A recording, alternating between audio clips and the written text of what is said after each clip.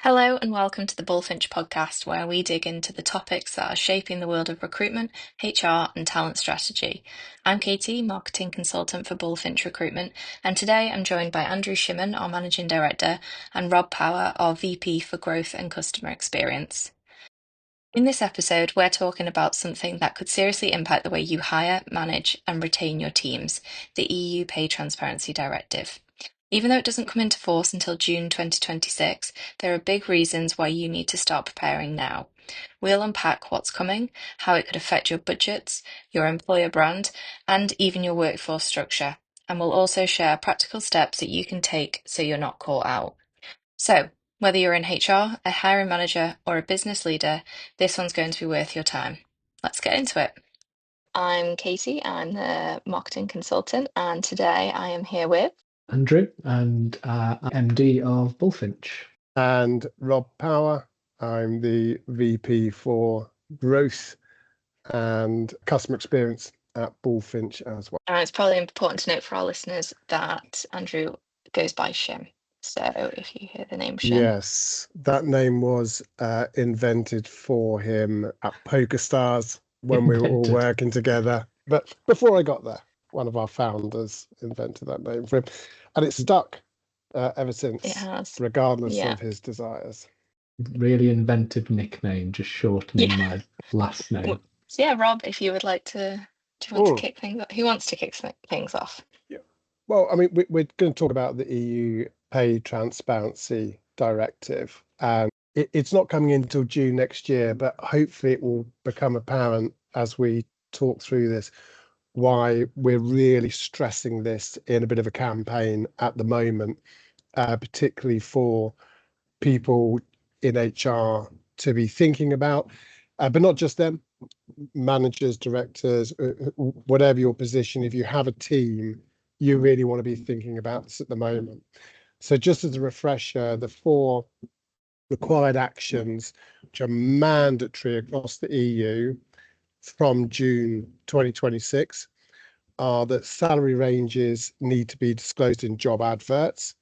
And there's a massive bunch of reasons as to why recruiters and companies never wanted to previously do this. Justification for any gender pay gaps that are 5% or more of a difference. A right for employees to request salary level data, which we're going to start on, and a ban on asking for salary history during interviews. If it's okay, I wanted to start with, as I say, the right for employees to request salary level data. I'll have a little chat about that. Absolutely. Take the floor. Nice. So I think this is really interesting. Now, I've previously to Bullfinch have worked at some large iGaming companies and had sizable departments in each of them. And a lot of those people have come from Eastern Europe, where discussions about salaries and transparency on salaries is already happening.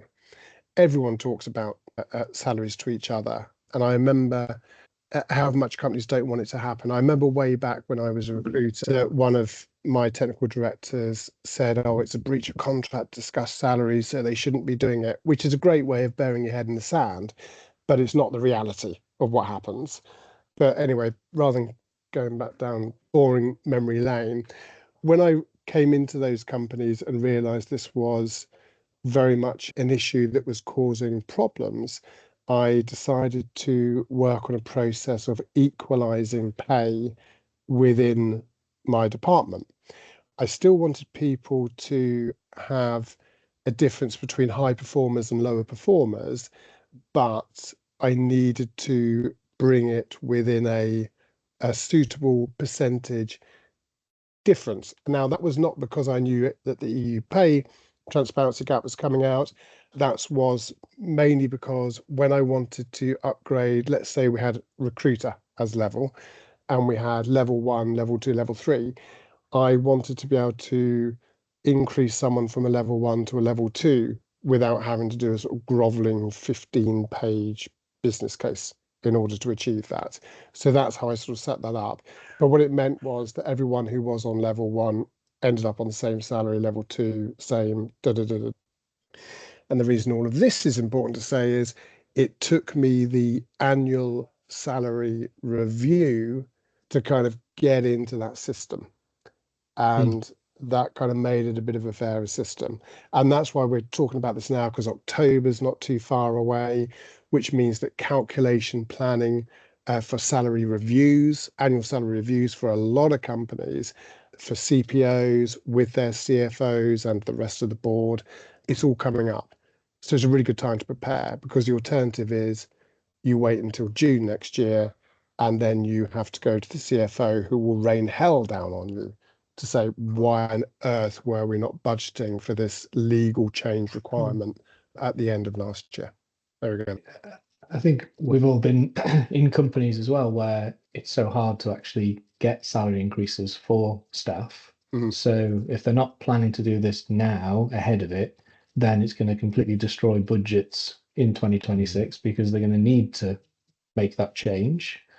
But I think that overall this is more problematic because you've got now people in the company who maybe are disgruntled or are unhappy with their situation, and they have something that they can raise and cause huge issues for you as a business, because if you're not playing by these rules, you're going to get found out, and there are going to be people who raise that and say, I want to know this. And if you haven't got a good answer as well as actually a solution to it, then you're in real trouble, because you are going to have to pay them the right amount, but then depending on how you handle that will impact your talent brand as well, both internally and externally. Yeah, absolutely. It's a really good point. Absolutely. There could be people waiting for this regulation to come in, and people can't, you definitely can't sit around thinking, oh, maybe staff won't find out about it. That's not going to work. That 100% won't work. I think there'll be businesses where like the founder or owner or CEO doesn't want to do this, but they don't have a choice. So this is coming in whether they like it or not. So they need to have a plan around it, and now's the time to do that before it's too late. Yeah, absolutely. And look, there's ways that you can get around it. Well, not get around it, but explain it. So if you do have someone in exactly the same role in the same location who's on more than 5%, and of course it is a more gender than another person, than another person in the same role, it could well be that they've got a specific set of skills which you require that is for that. But obviously that has to be real, and you have to be very clear. And we don't have any legal precedent at the moment. We certainly will, I'm sure, by the end of 2026, in the 6 months that it's in. But we don't know what will be accepted as a, yeah, we agree, that time they spent doing such and such definitely means they should be paid 10 grand more or whatever. But if it's like they got 10 grand more because they got a Scouts badge that was when they was 14, or I've never been in the Scouts, I don't know what age it goes up to, a judge is probably not going to accept that. And then you may end up as a company with a multi-million-pound fine. I think that's one thing that we don't know at this stage, as to is this going to be like GDPR, where the penalties are going to be extreme for businesses? I don't know at this stage what that looks like, and maybe it's country specific. And it's definitely the threat. The threat is definitely that it's high penalties, but it's going to, we don't know until court cases go through, and there will be, of course, but we're not going to probably know that for a couple of years. I suppose GDPR was trying to expose people who aren't using data correctly, whereas this is exposing people who are not supporting their talent or their staff in the right way. And potential discrimination, which can naturally happen. Not natural, I shouldn't say naturally, but it can happen anyway. Either way, you're going to want to put yourself in a position where you are at minimal risk, and this is going to be your permanent state of working from this point forward. You're not going to be able to pay people wildly different amounts of money. You're going to have a structure in how you set up. Well, I was going to say, there's HRISs which are setting up systems to be able to help people achieve that better and identify where there's issues, particularly in really large companies. But yeah, no, as I And that's, well, no, that's, I think that's a good point, you know, in terms of that planning that HR teams are doing is, does their system right now actually help them do that? Or are they going to need to look at a new system that actually enables them to pre-plan and deliver this? One thing I just wanted to touch on there that you were talking about is, do you think there's going to be conversations going on in businesses where they look at this because they left it too late and they say, you know, maybe we don't have time to fix this, or the money it's going to cost is too excessive to resolve those gaps, and it may result in redundancies within European locations because they'll say an easier solution to it is we remove those roles from there and we offshore them to somewhere outside of the EU. Yeah. So the first point in terms we don't have time to do this obviously isn't going to wash. This law came in 2023. The law's already in place. Everyone's had 3 years to get it sorted. So if people are saying, oh, it's May, or there's no time, or even now saying it's not enough time, obviously it's not going to work, but that's why it needs to be highlighted. And yeah, the last thing you want is to get to May and you haven't done it. And you haven't dealt with it. In terms of offshoring, yeah, but it's not just about costs. It depends on the attitude of the company, doesn't it? If you think that your skill set of your people within the European Union isn't as valuable as increasing or that extra cost, and you can get brand new people who don't have all of that internal information already, then sure, do that. But you're going to set yourself back potentially profitably on productivity with the amount of time it's going to take for those people to catch up. Or you're going to have to keep your people, employ those people in a different country to avoid all these issues, and then you're paying double for whatever month it is until you can cross over. Depends on the size of your company and how much cash you've got flowing around, I suppose, and what your long-term financial plan is well. And I suppose how much the difference, you know, that gap between the people who are being underpaid versus those that are within that threshold, how much does that cost the business at scale? Yeah, which is kind of almost, I don't want to use this word because so many companies will be in this situation, but it's like, how bad is your situation? And the important thing is, do your audit now. Do your audit now to find out how difficult your situation is.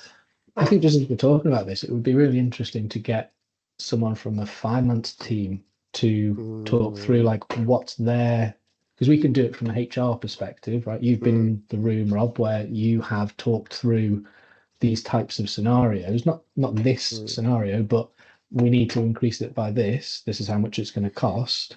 But from a finance perspective, where they're seeing the spreadsheet as to what the total cost is, what do they talk to business leaders about to give them the options that's in front of them? I think that would be an interesting discussion to see the money side versus the people side of things.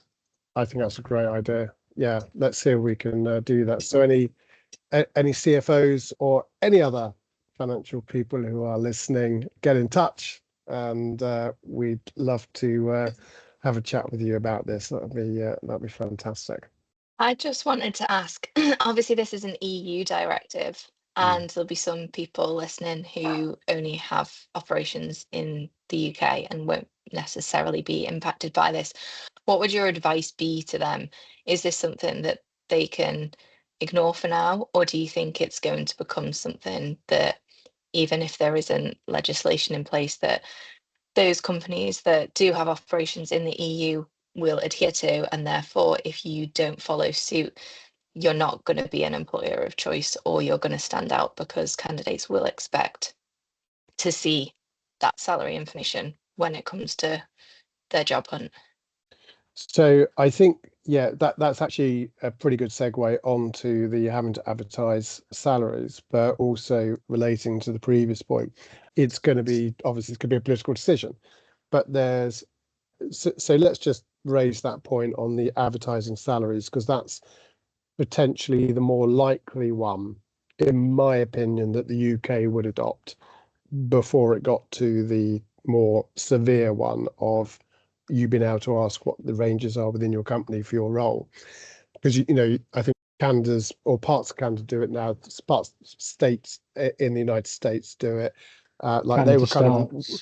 Canada starts next year as well. So the Canada directive comes into force in 2026. So that will be similar to this in terms of pay. Pay in advertising pay. Canada, you'll need to show those pay scales for roles. But as you were saying, in the US, that's been in place for a number of years now across different states.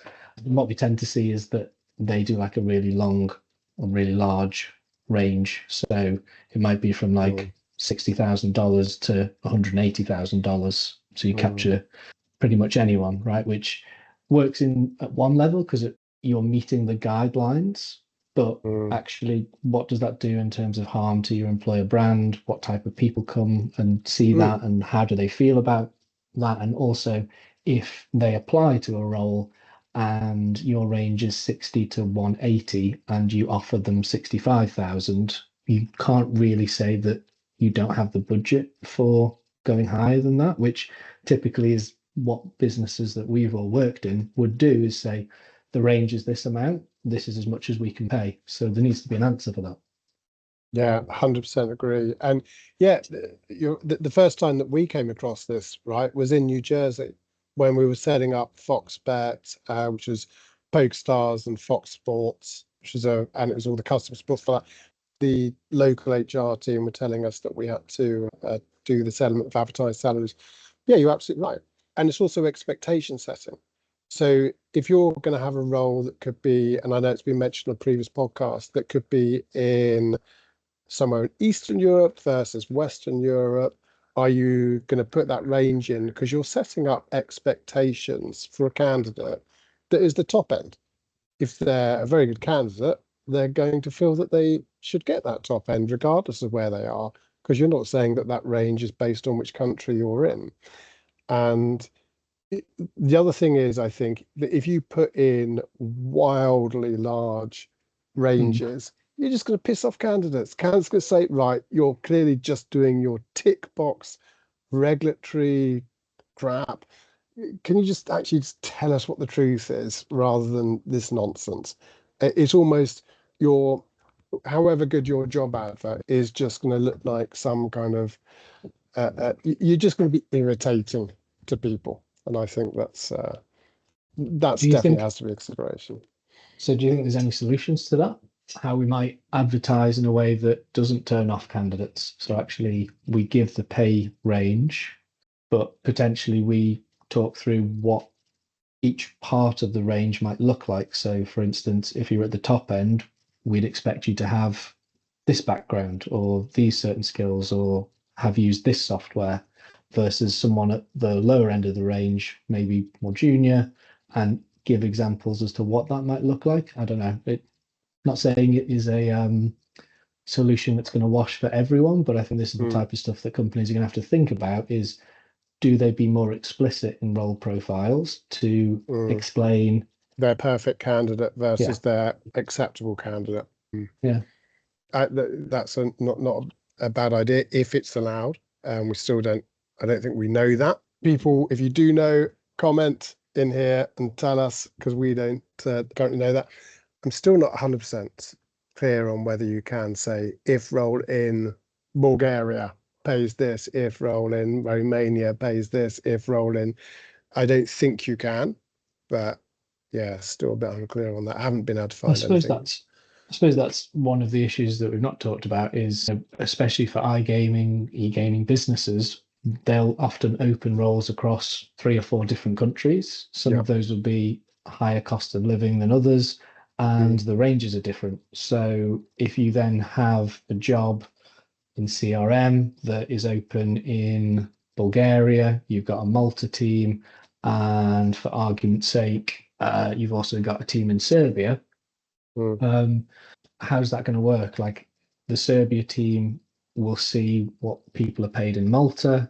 They're doing the same job, but their wildly different in terms of the amount you're going to pay for that. And also, I guess it's known that different countries have higher costs of living and higher wages, but this is making it front and center for everyone to see. There's no hiding it. Which is why it's called the EU Pay Transparency Directive. Yeah. And that's it. And I think the other point as well that I wanted to make is, don't have the answer for that. And that's what we've got to try and figure out. And that's why I think we've got to talk to our clients more and try and get this conversation going more as to how people are getting around this. I don't think this is a moment for everyone to try and be competitive. If you come up with the best idea that you keep it to yourself, this is the time to share and get this right. I think one of the other issues with advertising salaries outside of that is that if you are going to say advertise just in one location, let's say the location is Malta, and you're putting in your range that is within what your staff would look at and say, I'm kind of within that range. Let's say it's 25 to 30,000 euros or whatever. The reason I've never wanted to do that as a recruiter is, what if someone is at 32,000 or wants 32,000? I miss that talent. Whereas I may have been able to do two things. One, I may have been able to make the business case internally. This person has this extra bit of experience for this level. It's worthwhile bringing them in. Two, I might have been able to sell them the job with everything else that my company had that was on offer, and they'd have dropped their 2K down to 30. But I can't do that with necessarily just a job description. I can't always do that then, but if I can at an interview. And so my attraction moment at advert drops because of salary, and that's why we don't like advertising salaries as recruiters. And I have no opportunity to do any of the other attraction stuff, which is, here's the team you'd be working with, here's all the other stuff, because I never have the application in the first place. Maybe this is an opportunity though, because it's a very tired process right now. You post a job advert, people apply, recruiters get asked questions. Sometimes we try and get the candidate through the process to say, well, you're looking for 32, but we know that the pay at the moment is up to 30, and we try and push them through the process, like you're saying there, to get to the end, to work out how we might come to an agreement to get to the offer stage where they accept it. I suppose what this is doing is it's moving your employer brand into a place where, like, how you frame roles needs to be elevated, so that you're not just posting a job description, you're explaining who the team are. Maybe you've got information about the team, videos from the team, what it's like to work in that team. It's maybe an opportunity for some businesses to redesign how they share their vacancies with the world and try and attract people. The way that job boards, LinkedIn, etc., will advertise it is, here's job, here's salary. So even if you write the best job description in the world, how are you going to get that? If you want to do like amazing employer value proposition, which we've all been talking about for years, is as the most important thing in the world. Like a few years ago, Netflix could put a job up and they would just have people queuing out the door for that job because they had focused so much on their EVP. But then if you've got smaller companies, we work with a lot of companies that are kind of under 50 people, under 200 people, and they're not going to have the level of time and experience to have built an EVP or the amount of investment availability to be able to do that as well. But they still need to get those same people that we might place at a 5,000, 10,000 strong company. They will still want the same people. So I suppose that, again, these are all the challenges to navigate, aren't they? But this is partly where there will be winners and losers in this, because there'll be people who embrace it and find clever ways to explain why someone should join their company. And also, here's the information that we have to provide, but actually maybe they want to provide that.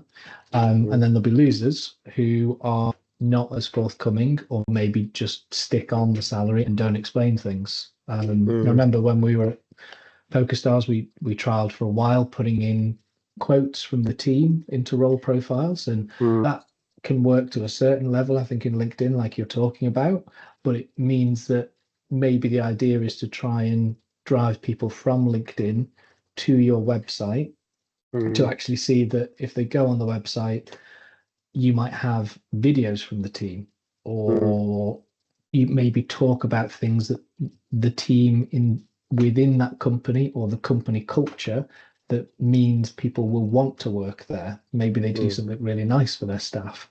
And we've almost had a like a race to the bottom because talent has been cheaper in recent years. People don't feel like they need to do that. And maybe this shifts this back to the candidates to say, I can now look across the market and work out who do I want to work for. And the ones who embrace this maybe have an opportunity, whereas people who don't believe that this is the right thing and don't do it properly, maybe they lose people that they would otherwise want to hire. Katie? Yeah, I was just going to say, is it now making recruiters and businesses do the legwork, have these conversations before you put the job out as to actually what is our budget, what is the top end that we are willing to go to for talent, instead of having it so much further down the line and putting the onus on the candidate to have these conversations and say, no, I really want this, and for them to push it, because I think it almost makes it easier for both sides. If there is a clear misalignment in the salary, then the candidate won't even apply in the first place. You can save yourself that time and effort of trying to push for a higher salary to be offered. And also, if they're never going to align with your company, no matter how much extra information you give them, and it does come down to the bottom line of price, then actually save their time and don't apply in the first place. And I always remember when, it's a great point, Katie, when you came in, we talked about the funnel, this is into PokerStars, and you had said that the ultimate aim is that you get one applicant who goes through the process and they get hired, right? Because you don't want the volume of so many applications. You want the right person to apply. So maybe that is another benefit of this, that it is going to have people self-decline and look through the details and say, that one's not for me. And maybe that's individual circumstances, maybe pays the most important thing for that person, but maybe someone else has somewhat of a luxury that they can think about what they want to do and what type of business they want to work for. Yeah, absolutely. I think and there's been plenty of studies as well that you can, you ideally you want that 100% funnel. That's the ultimate dream. I don't know ever be achieved, but you're always aiming for that, as you say. There's plenty of studies that say that when you advertise salaries, more people apply for the job, and that absolutely makes sense that would be the case. But then you've also got situations that let's take up startup companies or companies that they may not be necessarily startup, they could be medium sized. And I've had this with my own experience, when they're bringing in their first sort of senior TA person, they don't really know what the salary is. But again, I think it's just because those companies simply haven't had someone in a particular role before. And so they just don't know what the salary should be. But then the workaround for that will be to talk to someone who does know. We've worked in large gambling organizations. We, for particular expertise in iGaming, we can say this is the market value. This is what you pay for this level. If you advertise less than that, you're going to be screwed. You're not going to get anyone. Certainly not anyone who's any good. And maybe that is a positive for the TA teams out there, because that's true. That's a good point. It's giving them more weight when talking with managers, but managers need to listen to what's being said by the team who spend all their time talking to candidates, talking and looking at the market as to what a casino manager is looking for right now. So someone in a marketing team, casino marketing team in Malta, what do they want versus what does someone in Gibraltar want? And how do we actually get the person hired, the right person hired? And what levers do we have as a company to actually attract the right person? Because they're going to see what the salary is. And if we're not offering anything else than that, then they're unlikely to come. Absolutely. I think one thing we talked about as solutions is a lot of this is to do with communication from the business to the world to say this is who we are, this is what we're providing, or this is what we're presenting as a role and the opportunity. And I suppose it's going back to the HR recruitment team, the managers, the business leaders. It's going to be about how do they equip their managers and their HR and recruitment team with the right answers to questions that will come up, because it's like the internal transparency part. And that's going to be the big thing. Exactly. They're going to have to, first of all, they're going to have to get their ship in order, and this is the opportunity in the pay review cycle to attempt that. But on top of that, there's going to have to be good reasoning, solid, real reasoning behind all of that. One other thing I wanted to say, because we haven't covered all the points, but the ban on asking for salary history during interviews. I'm sure there'll be thousands of comments saying that I got it wrong about New Jersey earlier. The New Jersey rule at that time, a few years ago, was you couldn't ask about someone's salary history. And that is one of the things that you have now. Exactly. Yeah. So we used to work on a basis of asking what existing salaries were so that we could understand, or the principle that certainly I had behind that was, could we meet someone's lifestyle expectations? I think that comes back to often businesses are not going out, and this was your point, Katie, to explain what we're actually trying to hire. They will go out and then the money side will be decided at the end in some ways. There's obviously a range, but I think this crystallizes for businesses that they need to know what they want to pay from the moment where they've got a vacancy. So they need to say how much they want to pay. The recruitment team needs to know. Then it's down to the applicants to say what they want to, what they're looking for as a salary, rather than the recruiter. What they do at the moment is go to candidates, and we have that dance that we do where it's like, how much does the role pay? The candidate says, how much does the role pay? And the recruiter says, well, what are you looking for? And we can't really do that anymore. So there's got to be a new way of working that through, and that is through the transparency. And I think to what you were saying, Rob, about previously you would ask, what are you on at the minute? Because you wanted to know if you could match their lifestyle. I think that's dependent on what stage of their life they're at. Like, is this next role actually a big step up?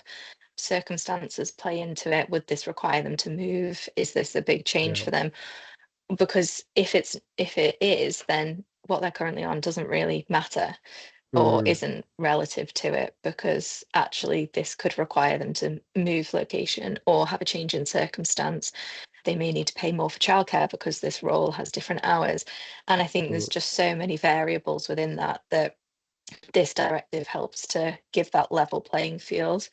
Personally, I've always been very passionate about saying, what are you willing to pay for this talent? And that is what we'll pay, because someone's previous experience doesn't define their worth. And I think it's very unfair that just because you can pay less for something doesn't mean that you necessarily should, because if it was somebody in a different circumstance, would you end up paying more? So I completely agree with that. I've always worked to the principle that, like, if you're recruiting on the cheap, you're just setting yourself up for a problem in 6 months. And that problem in 6 months, especially when you're in medium to large size organizations, is almost impossible to solve. When if you do, and I've always fought against that, and I know our teams have always worked to that principle. But like, if you're bringing someone in 30% less than everyone else, you're going to get your 5% increments, your 10%. It takes you years to catch up with an unhappy individual. It's just, you're giving yourself a huge headache. You've got to get it right from the get-go. But you're right, it should be based on what the role is paying. The only time where you might pay more is if you're changing the description of the role slightly, because of something else someone can bring to the party. And Yeah. then fair enough, you pay more because you've expanded what their responsibilities will be specifically. Yeah, exactly. Yeah, I agree with your point on fairness. Yeah. It gives them the power to have these conversations, because I think it does always sit with TA to say, "Oh, we know that this person is worth paying more." And like you were saying, Shim, that's an argument that they often have to have, or a discussion that they're fighting for that candidate. And if they can have this conversation before the role even goes live to say, what are we willing to pay, that just makes that process for them so much easier.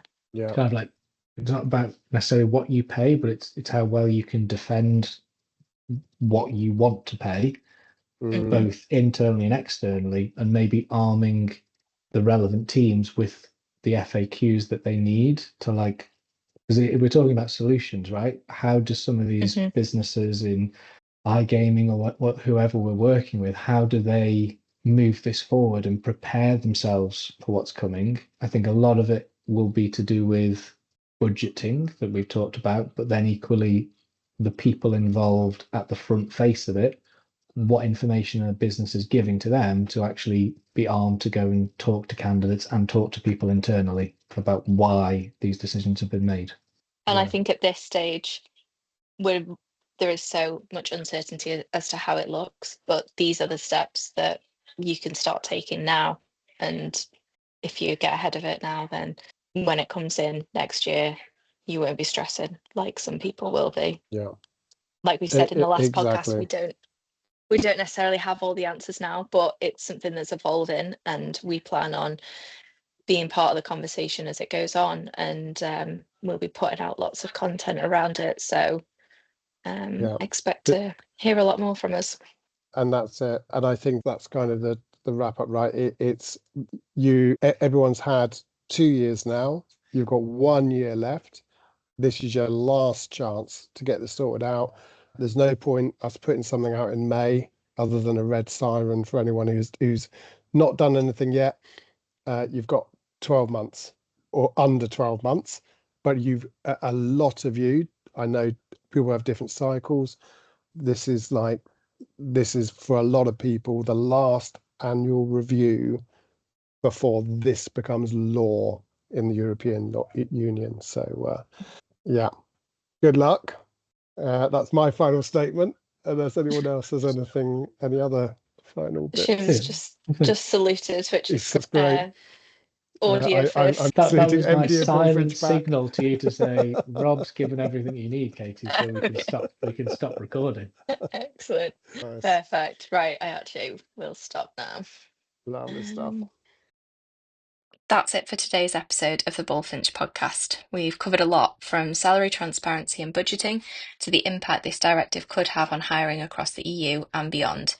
If there's one takeaway, it's this: you've still got time to prepare, but the clock is ticking. Use your next annual review cycle to get ahead of the changes and arm your teams with the information they'll need when the questions start coming. We'll keep the conversation going in future episodes and throughout our content, so stay tuned for more insight, tips, and real-world examples. And if you have a perspective to share, maybe you're in finance, HR, or you've already started adapting to these changes, we would love to hear from you. Thank you for listening, and we'll see you next time.